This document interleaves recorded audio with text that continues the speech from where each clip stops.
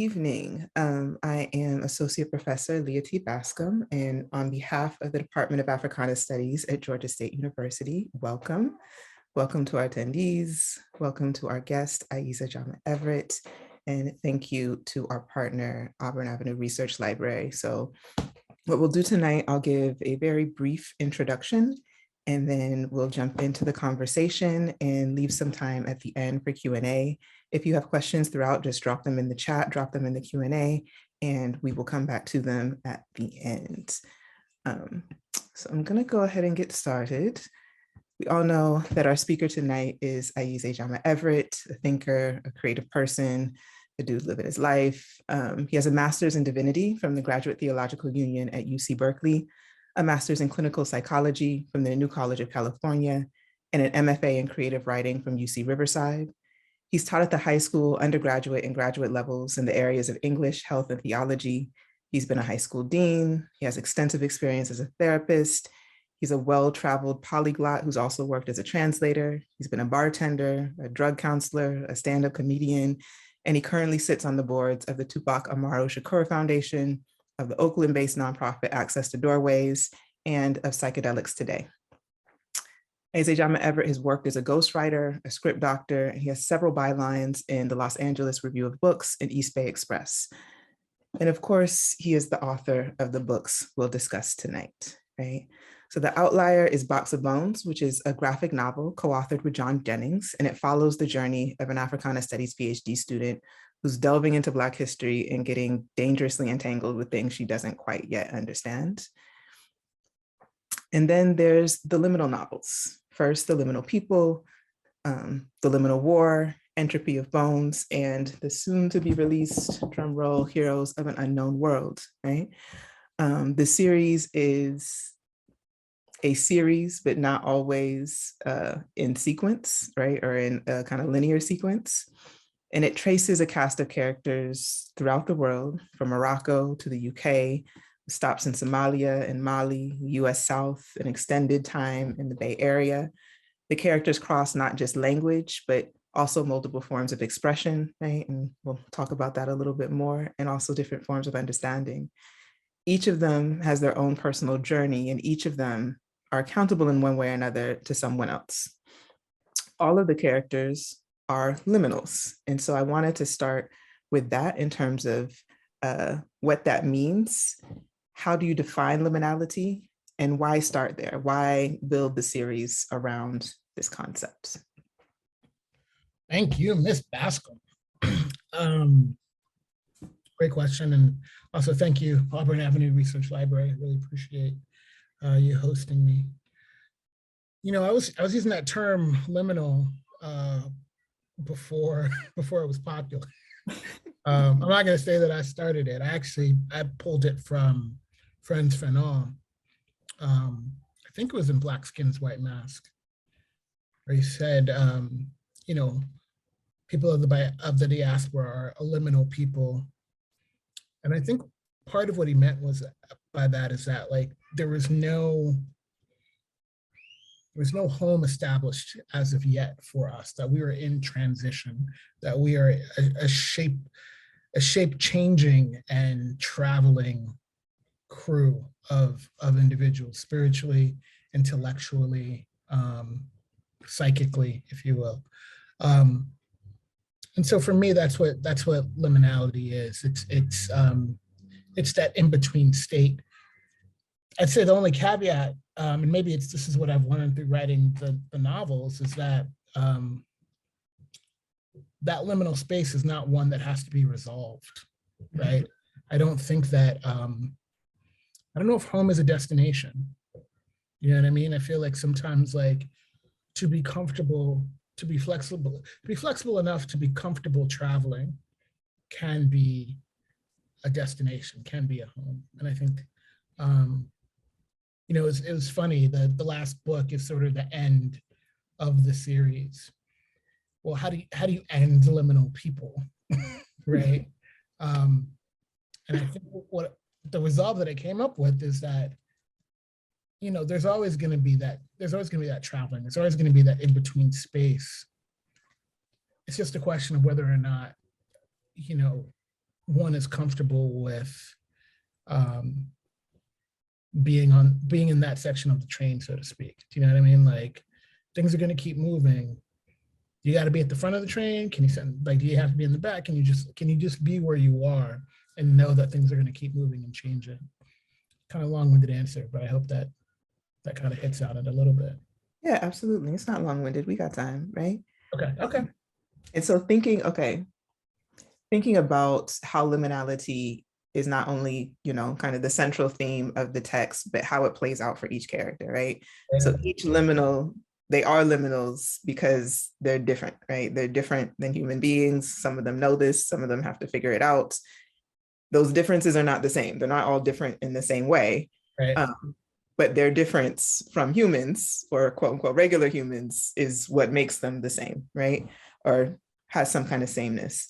Mm-hmm. How do you think through this, and how did you negotiate this as you were writing, that sense of sameness and difference? And how does that help you to write communities and families, especially in the first text? There's, a very strong message of family is what you make it. So how do you think through this sense of sameness and difference, and how you bring collectives together? I was fortunate to have a mentor when I was younger at Star King School for the Ministry, named Ibrahim Farajaje Jones. May his memory be a blessing. He's passed. At the time I met him, he was a Russian Orthodox priest. By the time he died, he was in the Sufi order of Mevlana, following Rumi. And taking classes with him, he taught me about the Russian version of the term Catholic, which is sabornos. And he said that a way that you could translate sabornos was unity in the diversity, or the diversity of the unity. We can have hearts and eyes and pancreases and tongues and livers and toes, and they all have very different functions and very different utilities, and they look the same, and yet they're all part of this larger corpus, which is our body, right? I believe that the human collective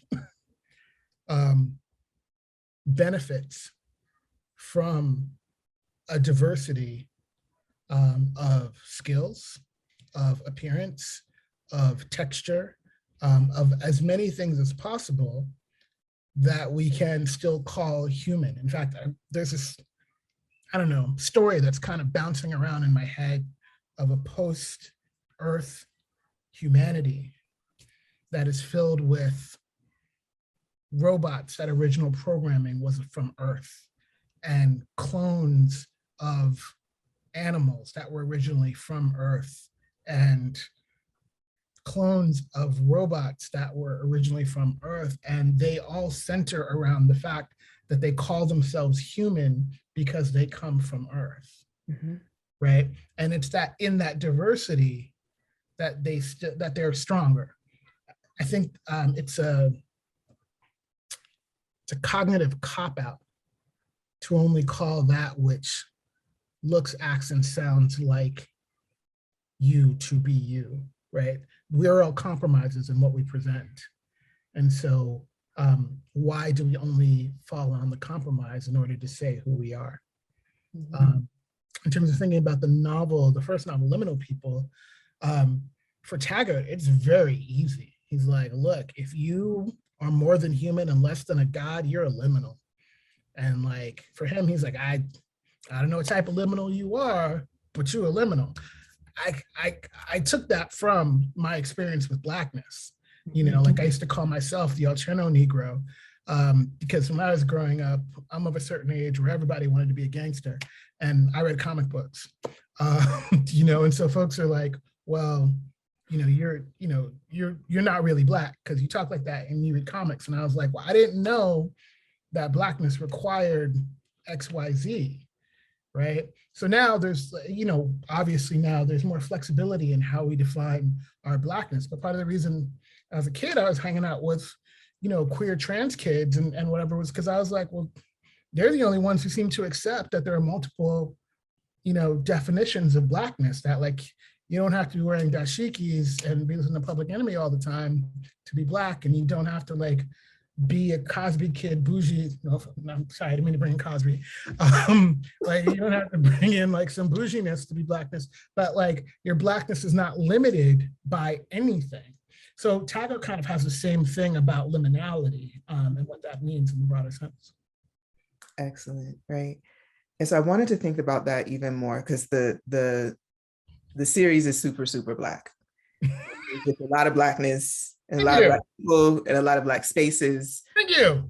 And it is so very varied in its Blackness. So I wanted to ask a little bit, when we think about the sense of sameness and difference, how it applies to liminality, how it applies to Blackness, how did the ways in which you chose different settings, how did that inform the different Black experiences that you wanted to present, right? So you've got, a lot of space, a very kind of rich Morocco just at the beginning, the UK over multiple decades, there's just snapshots of all of these other different places and the many different ways in which Blackness is interacting with other forms of liminality, and also, just many different ways to be Black, both across time and space. So how did the different settings either inform that or help you to express that? I mean, these are all based off of places that the contemporary ones are all based off of places that I've been, right? And, wherever I go, I've been fortunate. Wherever I go, I find Black people that I can hang out with. And those diversities of those Black experiences are something that I kind of wanted to highlight and uplift. I think Morocco is really fascinating because I'm a fairly dark individual. Morocco colonized by, an Arab wave, the dark-skinned Moroccans have a very interesting experience in Morocco. And I kind of wanted to like hint at that somewhat, which I did. When I first went to the UK, I was surprised. I mean, just because I was young and dumb and didn't know about the history of immigration to the UK. And so I was like, why is everybody here sound like they're from Jamaica? Because they were. I had Tobago and everybody else. I know. But so, I was like, okay, well, it was interesting. I was like, this is a Blackness in diaspora, but they can go back. Right. And then it was like, okay, well, then there was, Caribbean UK folk, and then there was Nigerian, African UK folk. And I was like, why are you guys beefing right now? Like, I was so confused. I was like, okay, well, this is more interesting. This is more interesting. In terms of the American South, a lot of it was me going to and researching my own history in North Carolina, my family's history in North Carolina, and just what that must have been like, and realizing that, for the times when my mom was growing up and as my grandmother's entire life, we always think of like, well, at least I always thought of like the Deep South as the places where the Klan was probably the most active. But in actuality, it was like North Carolina sort of as like this gateway to the South was where the Klan was most focused on oppressing Black people. And so what that experience must have been like for not strangers, people that I knew, so I was tapping into that as well. I feel like wherever Black people live, the story is just going to be more interesting told from their point of view, told in their perspective, and our perspective, sorry. So that was kind of my focus. But I will be honest, I've been getting more honest in interviews with folks where I think a lot of people think that writers know what we're doing all the time. And like 50% of the time, I think I know what I'm doing. I'm usually wrong. 75% of the time, I'm doing something, hopefully that's interesting. Cool. So that is a perfect segue into the next question, because I wanted to kind of zoom out a little bit and think about writing in general and fiction more specifically. You have a quote where you've talked about your work and the veracity of fiction's ability to expose the human condition, right? And just the veracity of fiction's ability to expose the human condition. One, I wanted you to say a little bit more about what fiction can do, right? And especially as somebody who writes in the genres that you write in, right? How can the speculative, how does fiction in general help us to think through, learn about what was, what is, what can be, and what is, for lack of a better term, the truth value of speculating? How do you negotiate those spaces? Good question. You know, I'm reading this book right now. Probably some others are reading it too. It's called The Dawn of Everything. It's written by his two anarchist historians.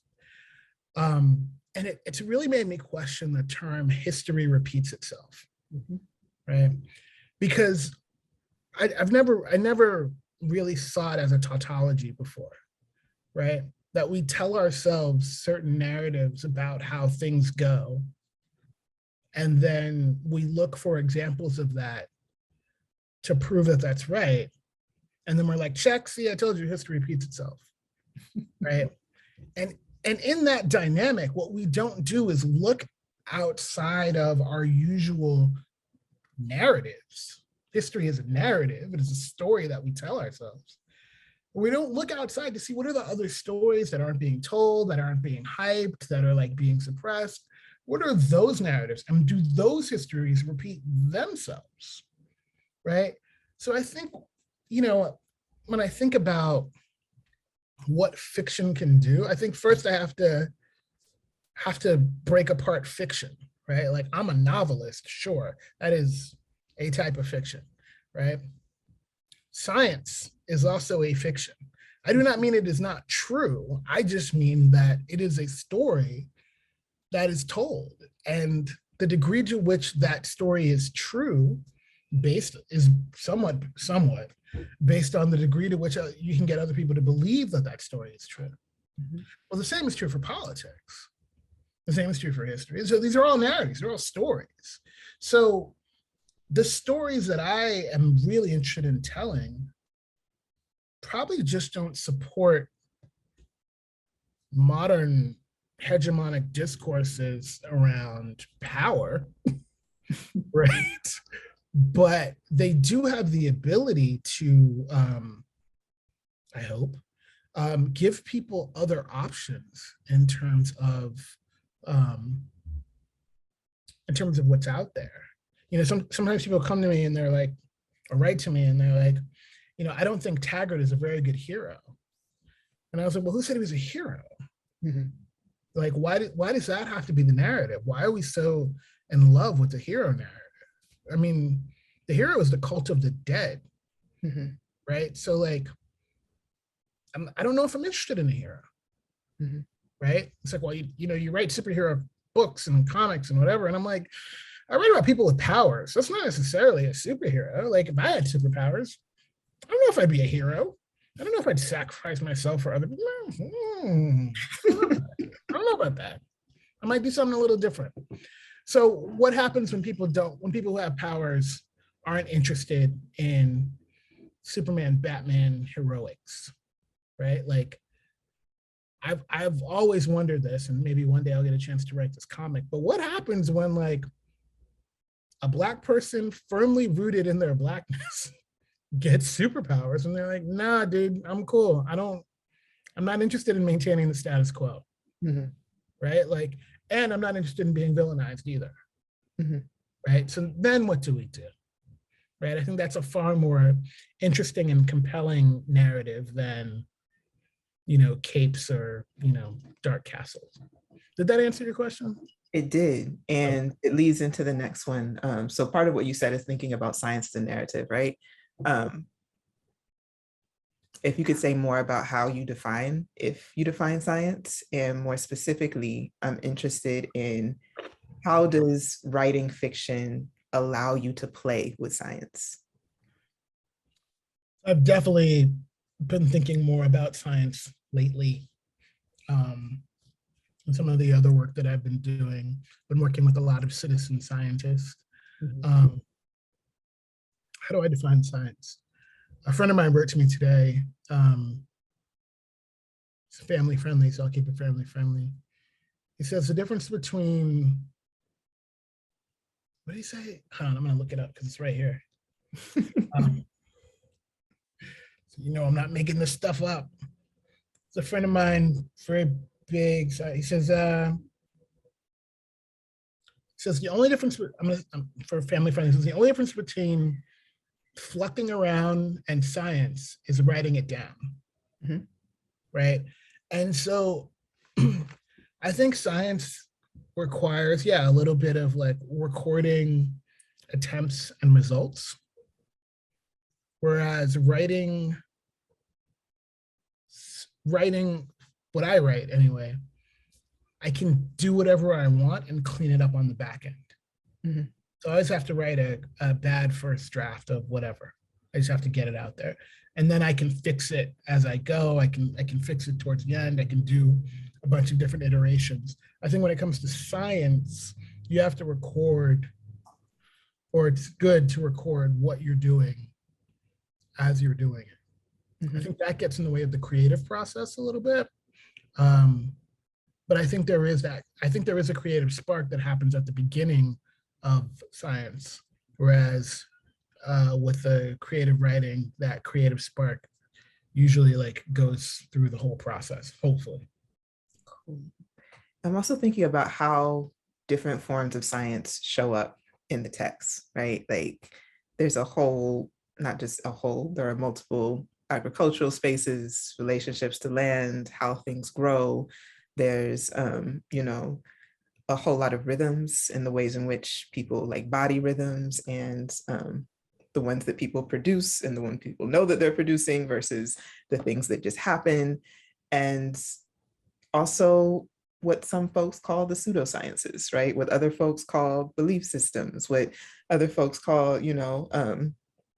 any other number of names, right? What's the relationship, if there is one, between those different forms of science? I think there are all ways of knowing. Mhm. There are all ways of knowing the self. I think anytime you develop any sense of knowing, there's gonna be a leap of faith, right? I do not believe in astrology at all. Mhm. Um, and yet I can't deny that there's something that happens with the full moon, Mhm. right? So if I can accept the full moon, it's not unreasonable that I have a leap to astrology. I just don't do it, right? I don't. That's the leap that I don't take. You know what I mean? Everybody has a leap that they don't take, right? And that's dependent upon societal expectations, how you grew up, yada yada yada, right? So some folks are gonna, oh, that biorhythm stuff, that's all, pseudoscience, da da da. Okay, I'm not gonna, like, oh, that, religious stuff, I don't believe it. Okay, you know, and for some folks, that's gonna be the thing that saves their lives. So it's how we make meaning of the world.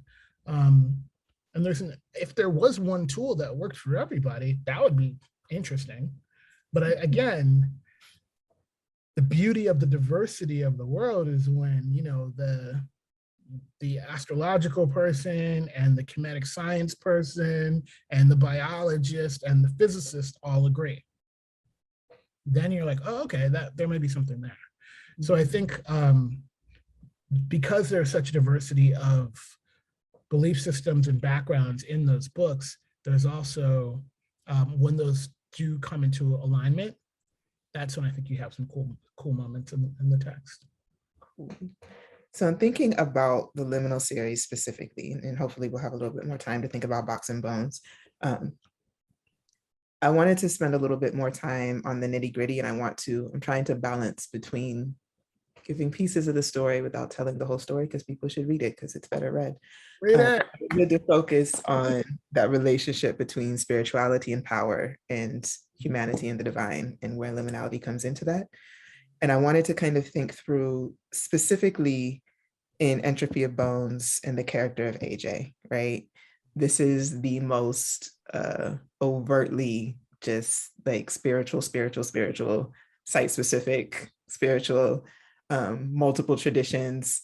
But what I got from this character, one of the many things I got from this character is that you have to get spiritually right before you can exercise your power, right? And I was thinking through how, if at all, this character is both in terms of how he shows up in the text, but also what he means to other characters in the text and how he interacts with them. If you saw, if it was intentional, if not, him kind of giving people permission to be their best selves. Are you talking about AC?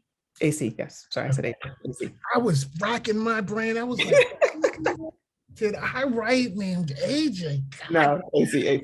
Like, I'm getting old. It's been a long day. All good. That was on me. You know, so AC is a spirit of the wind, or he's a child of the wind. And what does that mean? That means that he's everywhere and nowhere at once. And that means that he is always felt and never seen. That means that he can be a cool breeze, and he can be like something that like blows you off your feet. And to me, that is my experience of the divine, my personal experience, right? But also it's ineffable but haptic, right? Like there's always it's a touched sense that isn't like rooted in a physical body necessarily, right?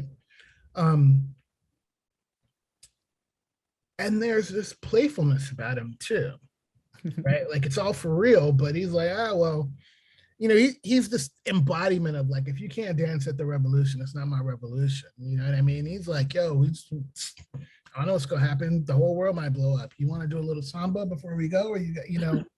And I feel like that's kind of what I hold on to in my brighter moments as like what someone called the grace and the beneficence of the divine, right? I think for a lot of folks who are struggling with their theology or struggling with their religion or struggling with their spirituality, it's a very hard, concrete, gripping sort of thing to figure out. You gotta grasp God with your hands, both hands, and you gotta be a full believer, right? I was fortunate to have a Southern Baptist grandmother who told me at a very young age, you are loved by God and there's nothing that you can do to get away from the love of God. What you do with this life is entirely on you, but your life is a gift given to you by God. And if I were you, what I would do is I would work on making that gift worthy of life. So to whom much is given, much is expected. Feed the hungry, clothe the naked, you know, shelter the homeless is to the best of your ability, do good in the world. After that, enjoy. It's a gift, right? And, you know, definitely took me a while to get to that and to see the wisdom behind that.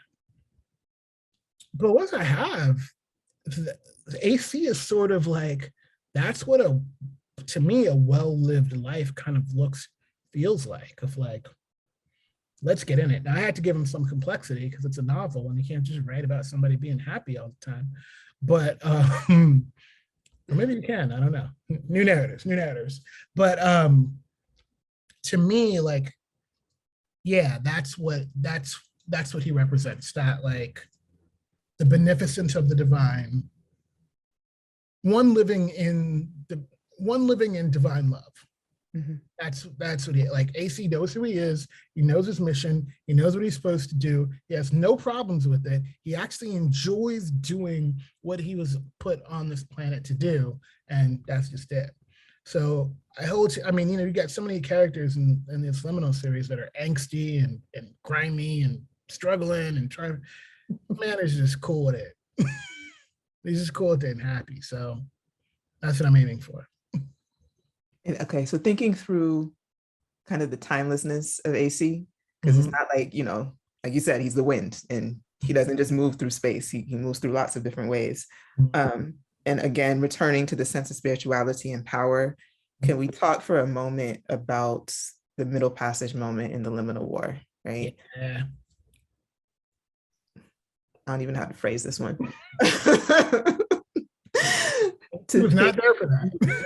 Right. So to think through this idea of the spirits and the ancestors and the anger that is also a power, but also a pain and a weight, right? The ways in which that moment in the novel is so heavy, but also a point of coming together, and in some ways a point of joy in some moments of it. Is this a version of the middle passage that you had to arrive at? Is it how you've always thought of it? Did it happen as you were writing? Like, how does that come together? Nah, I mean, again, this is one of those, like, I don't know what I'm doing when I start.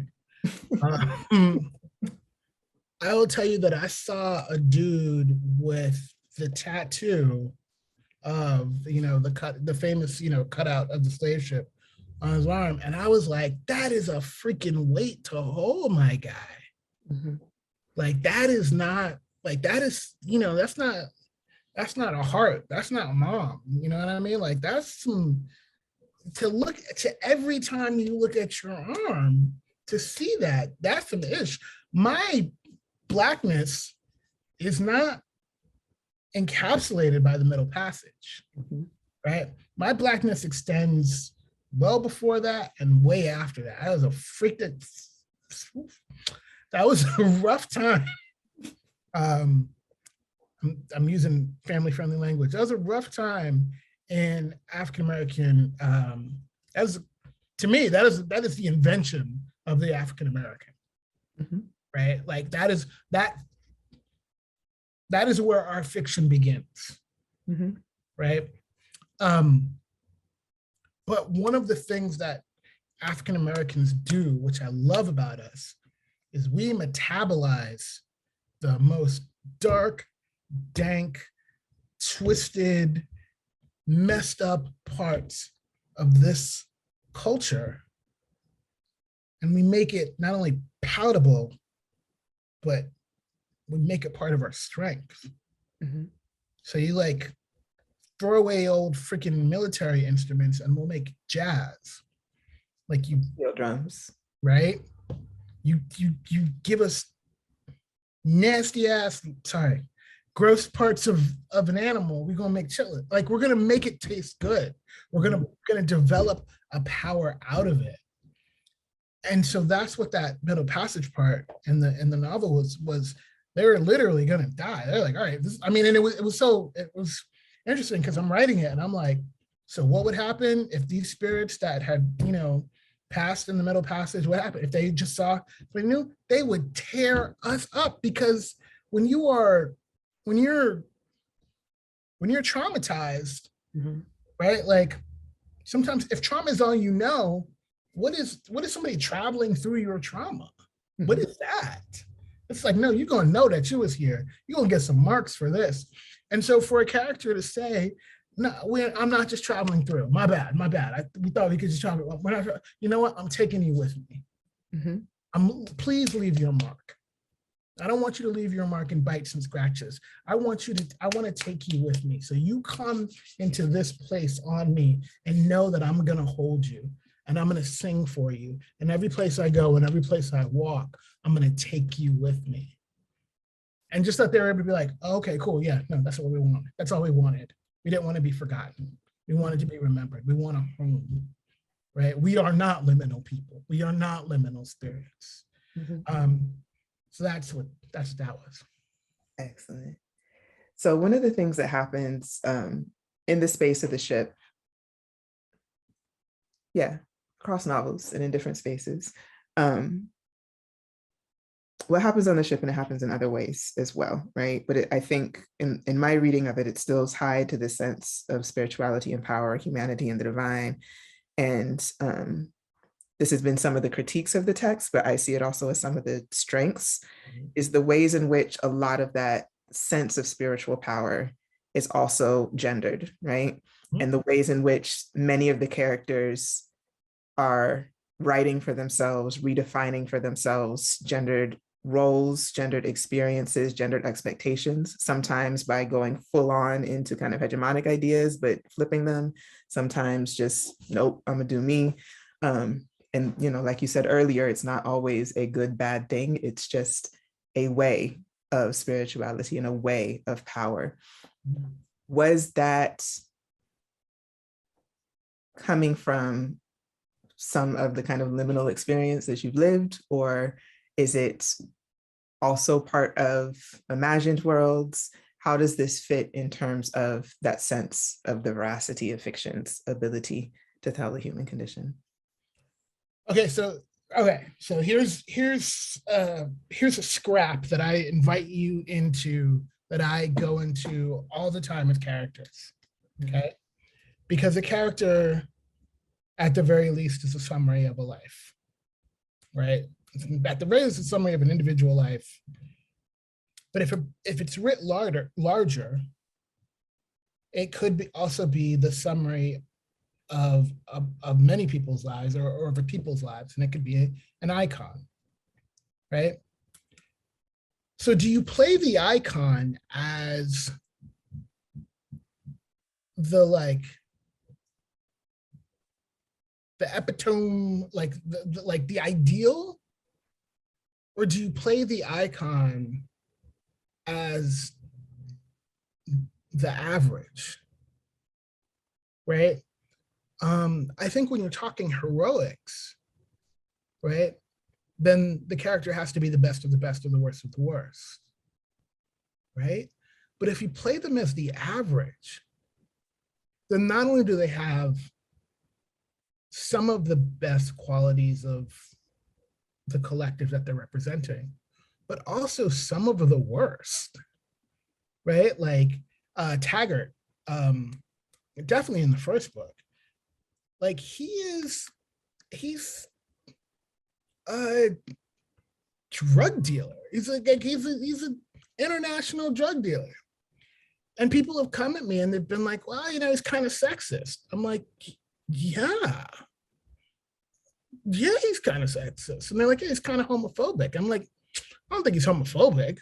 Yeah, I think he has homophobic language, but yeah, like that, like what international drug dealer do you know that is like in some way not offensive? You know what I mean? And so it's a conversation that I have with myself. I think between Liminal People and Heroes of an Unknown World, I think it's been like 12, 15 years. The appetite for what's appropriate has shifted, and in part that's because of publishing and a bunch of other things, and I'm okay with it. I was offered a chance. There's a 10-year, I guess it's only been 10 years since Small Beer put out Liminal People. They asked me for the 10-year blah blah blah reissue if I wanted to change some of the language in Liminal People, and I was like, there were some things that I was like, yes, I'll switch that, and they were minor. But what I said instead was, I'd like to just instead just write this is the historical record, right? Like every now and then it's like, here's the historical record of the time, and of course, if I write it today, there's stuff that I wouldn't be able to say that I've said in that book, but I'm gonna keep it going. I mean, it reminds me of this sketch on Family Guy. Sorry. One of those little cutaways where, Peter's talking about reading Huck Finn, and he's on the barge with, in the novel, the guy's name's Nigger Jim. And so, you just cut to it, and the guy's looking at Peter and he's like, what did you call me? He said, I'm sorry, I thought that was your name. He's like, that is our word. You don't get to say that. And he's like, geez, I'm sorry. Okay, could you plus the or N-word Jim? Right? Like you can't do that for Huckleberry. I mean, maybe you can. You can, but like I feel like you lose something in that, you know. And so Taggart's sexist, homophobic, like language. I mean, even some of the stuff in Entropy of Bones. You know, there's some sexist language coming from a woman in that text, right? Do we take it out? I don't think so. I don't think that's the appropriate. I mean, if it hurts someone, then don't read it. But I don't know. I'd much rather have it exist than not. I'll put it like that. Okay. So I'm gonna give you one more question before we open it up to the audience. And if there's no audience questions, then I'll just keep going for a few moments. Okay. But one more first. So still thinking about spirituality and power, the sense of humanity and the divine. And I'm thinking specifically of Samantha and the idea that everybody is serving some master, whether you call them God or somebody else or something else. Throughout the series, there are often very strong connections between spirituality and substances, right? And I see this as one of the many ways that the series is nuanced, right? It's never like this huge horrible thing, but also not this huge wonderful thing. It's just a thing that people live with. And each person lives with a different one to a different extent, right?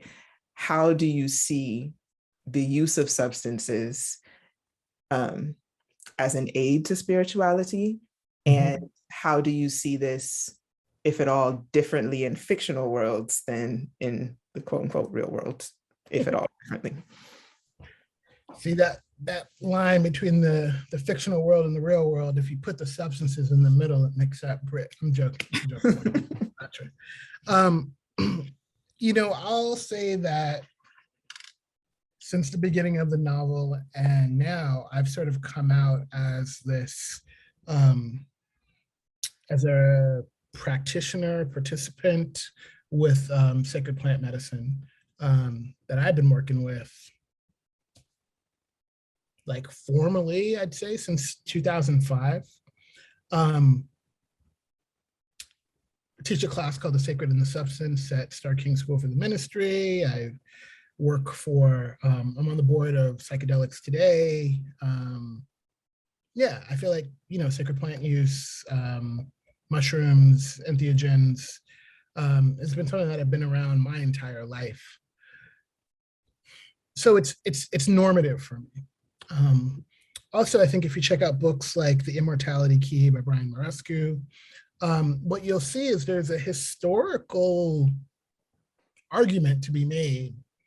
It says that our earliest notions of spirituality come from sacred plant use, which is not that crazy to me if one imagines that the entire world is sacred.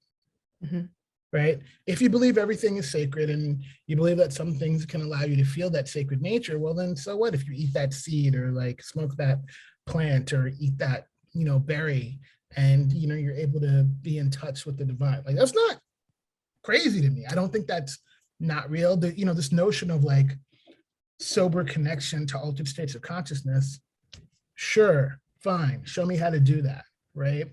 Most people, to actually have an, again, haptic, sort of like substantive feel of the divine requires, I don't know, some crazy breath work, some spinning around in a circle, or perhaps drinking that brew or eating that mushroom or yada, yada, yada. So that altered state of consciousness thing, giving one access to things they don't usually have access to, that's just part of my norm. So of course it comes up in my writing. Of course it comes up in my fiction. I think the starred review of Heroes of the Unknown World from Publishers Weekly, was the first time that someone other than you, Leah, um, pinged on, okay, the sacred thing in these novels is obviously a stand-in for psychedelics. And I would just flip that. I would say psychedelics are a stand-in for the sacred thing that's in this novel. Mhm. Excellent. So thank you for that. I wanted to open it up to our attendees. If there are any questions, please put them in the Q&A or in the chat, and we will definitely, get to them. And if not, I'm gonna just keep going. So yeah, I like this. Not only do we see a lot of substances in terms of spirituality, and we talked about this just a little bit in terms of communication earlier, there's a lot of rhythm healing, right? There's a lot of there's a lot of music in specific forms of music in jungle, but there's also a lot of relationships between music and just rhythms of how people live their lives, what it means to be in rhythm, find your rhythm, all of that kind of thing. How, if at all, do you see rhythm as a healing practice? I'm going to expand it out to music, like as a whole, and I'll say like, music is my church, like in no uncertain terms, like if I can feel it, man, I went to, I'm gonna shout out Valerie June right now. I went to see Valerie June last month, or maybe as early as seen that woman 4 or 5 times, every single time. Church, CHUCH, church. Like it's just how I feel. And I was thinking about it and like sort of growing up in New York, mid 80s, early 90s, going out to clubs that I was too young to be in. And like when some church house would come on and they're like sort of merging the sacred and this profane together, I was like, me, you made this for me. You have a gospel choir singing, "Are we in this house? Let's go, you in this house." I was like, this fills me up. I was talking to somebody else earlier this week and they were talking about, I was like, the reason, like the people who felt the most about themselves, the people that felt the best about themselves when I was growing up were like 80s and early 90s rappers. Mm-hmm. Like these dudes had no money, driving around in rented cars, probably rented boots, but they would rap for 5, 10, 15, 20 minutes about how dope they were. And it was like, so you could feel that, right?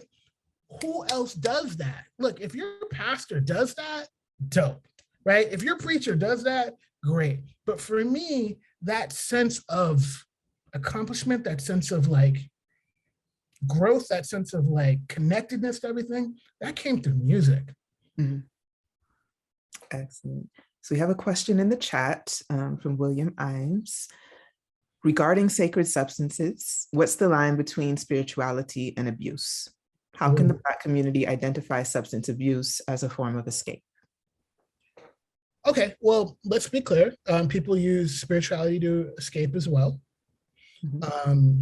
I think when substance use detracts from living a full and healthy life, then I don't support it. Like, again, I'm not like everybody should be doing all types of sacred plant substances all the time. Chill out. No. There's times and places for that, right? And there's community for that, right? And there's context around that helps those sacred plants journeys be not just, okay, I'm going to take this and wow, and like, zone out or whatever, but rather like, I'm going to prepare myself for this. I'm going to take this, and then I got people around me to help me make sense of this, right? And sometimes, sacred plant, sacred mushroom, sacred whatever, it's not about taking it. Sometimes it's about growing it. Sometimes it's about talking to it. Sometimes it's about learning more about it. sometimes it's about facilitating other people's experiences with those sacred plants and substances. Sorry, it's something's going on outside. So I think there's a very clear line. Like I can tell, I'm not going to put it on everybody, but I can tell when someone is engaging in everything from ayahuasca to crack. I can tell when somebody's using that in a harmful way.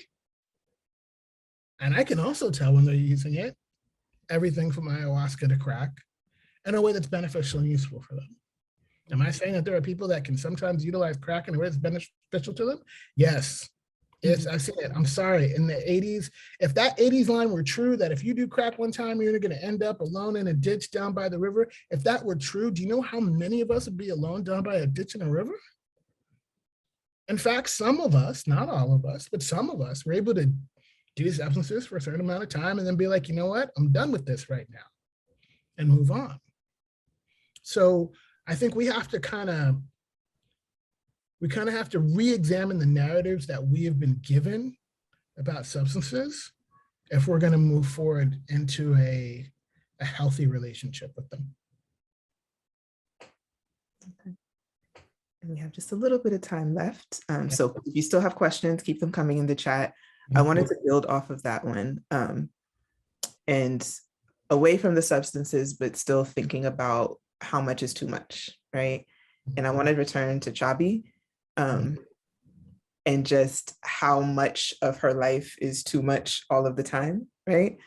So I'm not even going to ask you about her voice. I was going to ask you about her voice, but I feel like that's going to take me down a different hole.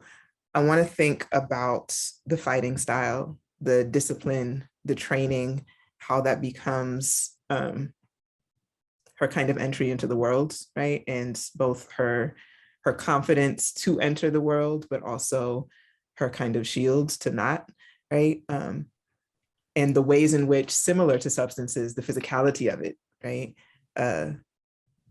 When does the training, when does the discipline, when does the things that are supposedly good for you, is there a similar line to William's question where those become a problem and no longer healthy?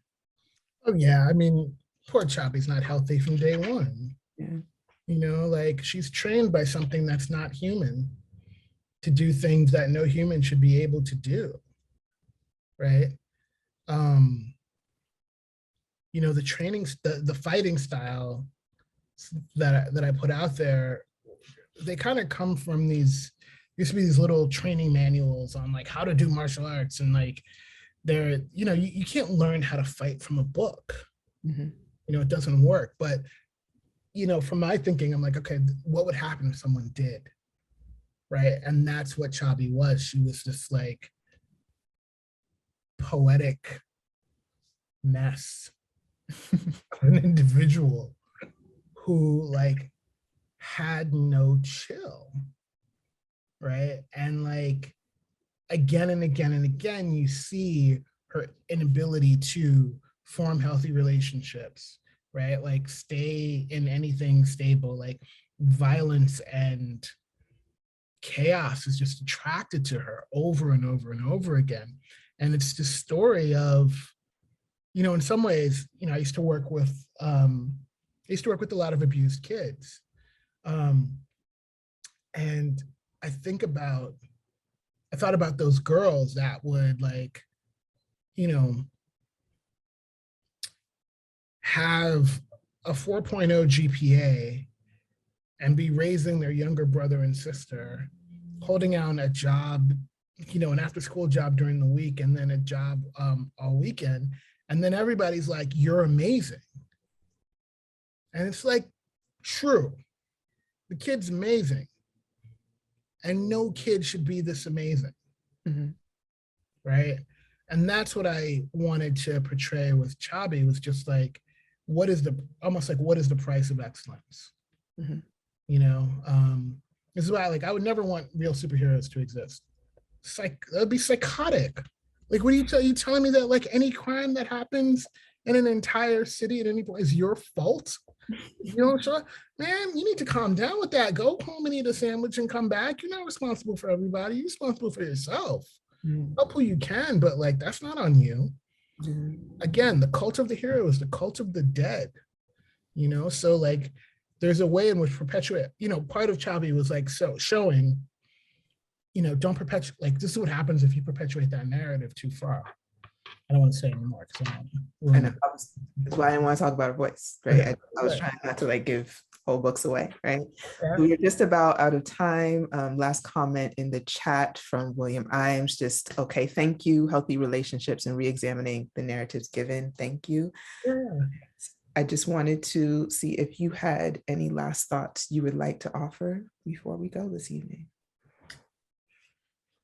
I mean, you know, the last Liminal book is coming out next February. I talked to the publisher and had them push it back a little bit just because I wanted to give more time to hype it up. Please share it out if you will. That hurts my heart. I'm sorry. I was expecting weeks away. It was. And then I was like, let's see if we can hype this up some more. So thank you for this. Thank you for this opportunity. Yeah, keep an eye out for other work for me. I mean, it's been, you know, I love the Liminal series. I worked on it for, I feel like I was a mere pup when I first started it. Fortunately, there's other things that I got going on that are coming out that are be pretty dope. I've got a retelling of, well, reimagining of the Count of Monte Cristo coming out next year in graphic novel format called The Last Count of Monte Cristo. The second Box of Bones book will be out. That has been, I don't know if I can say it or not. There's been a big company that has optioned that story. So hopefully something may be happening with that. Yeah, we out here doing stuff. Check me out. So thank you, Ayize Jama-Everett. Thank you to Auburn Avenue Research Library. And thank you to all of you who were able to make it tonight. And we'll end with that. Thank you. Thanks much.